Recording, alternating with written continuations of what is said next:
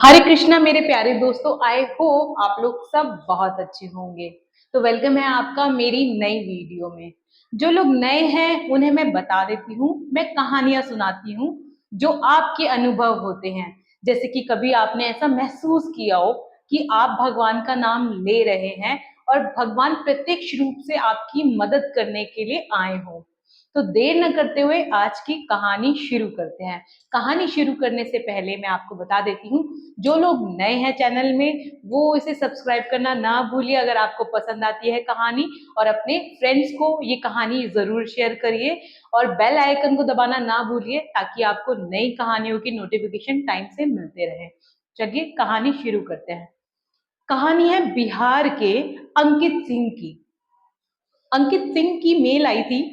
वो बताते हैं कि 1985 में उन्होंने एक जमीन का टुकड़ा लिया। उनकी दो बेटियां थी। बेटियों की शादी करने के लिए, जैसा कि हर बाप सोचता है कि जब मेरी बेटी बड़ी हो जाएंगी तो मुझे उनकी शादी के लिए अच्छा भला अमाउंट की रिक्वायरमेंट रहेगी। तो यही सोचते हुए, क्योंकि जो अंकित सिंह थे वो एक उनके पास शॉप थी जो कि पेंट वगैरह की होती है ना, पेंट वगैरह का सामान जो रखते हैं वो शॉप थी उनके पास।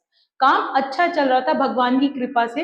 तो उन्होंने अपना फ्यूचर प्लानिंग करते हुए यही सोचा, क्यों ना मैं अपनी बेटियों के लिए एक प्लॉट लेके रख देता हूँ, टाइम आने पर मैं इसको सेल कर दूंगा और बेटियों की बहुत अच्छी शादी करूंगा।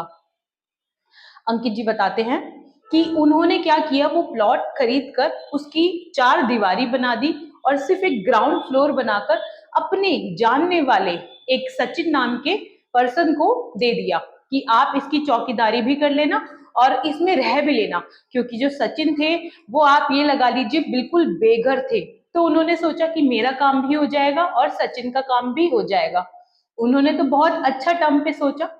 अब कहानी मोड़ कहाँ लेती है। अब बात हो जाती है 20-25 साल बाद की। अब बेटियां जवान हो चुकी थी, बेटियों के लिए लड़का भी देखा जा रहा था, पसंद भी आ गया था। अब अंकित जी ने सोचा, क्यों ना जो मेरे पास रखा हुआ प्लॉट है उसको सेल किया जाए। तो ऐसे ही वो घूमते फिरते अपने प्लॉट पे इतने सालों के बाद पहुंच जाते हैं। चिंता इस बात की नहीं थी क्योंकि वो उनके रिश्तेदार थे तो उन्हें पूरा यकीन था। जब वो प्लॉट पे पहुंचते हैं तो वो देखते हैं कि उस प्लॉट पे पूरा घर बन चुका है, 3 मंजिल इमारत का। घर के अंदर जाते हैं तो उनको वही सचिन मिलता है। सचिन पहले तो उनको चाय पानी पिलाता है, फिर वो कहता है कि आज यहाँ कैसे आना हुआ। तो अंकित जी कहते हैं, कैसे आना हुआ, ये तो मेरी ही प्रॉपर्टी और तुमने किससे पूछ कर यहाँ पे 3 मंजिल खड़ी कर ली। तो कहता है, बिल्कुल भी नहीं, ये किसने कहा तुम्हारी प्रॉपर्टी है, ये मेरी ही प्रॉपर्टी है जिसमें मैं इतने सालों से रह रहा हूँ। ये कहकर सचिन जी अंकित जी को धक्के मारकर निकाल देते हैं। बहुत खरी खोटी सुनाते हैं। बहुत तकलीफ होती है। अंकित जी अपने घर पहुंचते हैं। वो सारा किस्सा अपनी वाइफ को शेयर करते हैं। वाइफ भी बहुत हैरान थी, कहती है कि हमने जिसके साथ मदद करी उसी ने हमें ऐसे लूट लिया। जो उनकी वाइफ थी भगवान को मानने वाली थी।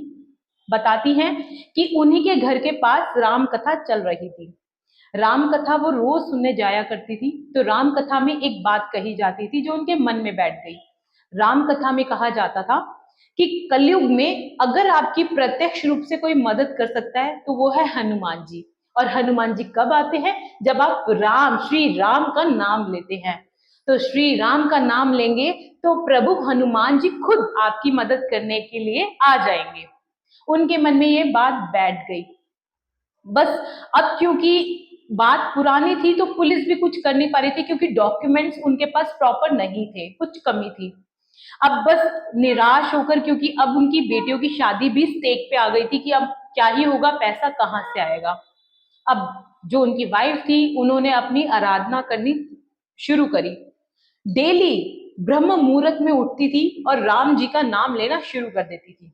ना दिन देखती थी ना रात देखती थी, बस सीताराम सीताराम सीताराम सीताराम सीताराम जपती ही चली जाती थी। कब रात हो जाती थी, कब ऐसे ही हफ्ते बीत गए, कब महीना बीत गया, पता ही नहीं लगा। महीने के बाद जो ये सचिन नाम के पर्सन थे जिन्होंने उनकी जमीन पर अपना हक बना रखा था, वो उनके घर आते हैं। और कहते हैं कि भाई साहब मुझे ना माफ कर दो, मेरे से बहुत गलती हो गई जो मैंने आपके साथ धोखाधड़ी करी। तो अंकित जी बड़े हैरान हो जाते हैं कि ऐसा क्या हो गया कि आज तुम हमसे माफी मांगने के लिए आए हो जो कल तक हमें धक्के दे रहा था। तो वो बताते हैं कुछ 2 दिन से ना उनके सपने में हनुमान जी आ रहे हैं और कह रहे हैं कि जो तुमने मेरे भक्त के साथ गलत काम किया है उसकी सजा तुम्हें और तुम्हारे घर वालों को जरूर मिलेगी। बस यही सोचा, एक दिन मैंने सोचा ये सपना है, फिर 2 दिन के बाद फिर श्री ये हनुमान जी प्रभु आए मेरे सपने में और फिर यही बात उन्होंने कही, या तो तुम ये घर उनको वापस कर दो या इसका अंजाम बहुत ही खराब होगा। हनुमान जी का मेरे सपने में इस तरह से आना मुझे बहुत डर लग गया अपने कर्मों को देखते हुए कि मैं आपके साथ बहुत गलत कर रहा हूँ। आपने मेरे साथ उस समय साथ दिया जब मेरे पास रहने के लिए घर नहीं था, जब आपने तब मुझे घर दिया, और मैं आपके साथ क्या कर रहा हूँ। यही सब बातें करते हुए वो अंकित जी को चाबी थमा देता है और कहता है कि मैं इसको, इसका जो भी है इसको सेल कर कर जो भी आपका पैसा है सब मैं आपको लौटा दूंगा, ये घर आप ही का हुआ, अगर आप खुद से बेचना चाहते हैं तो बेच लीजिए, अदरवाइज मैं आपकी इसमें भी हेल्प करने के लिए तैयार हूँ।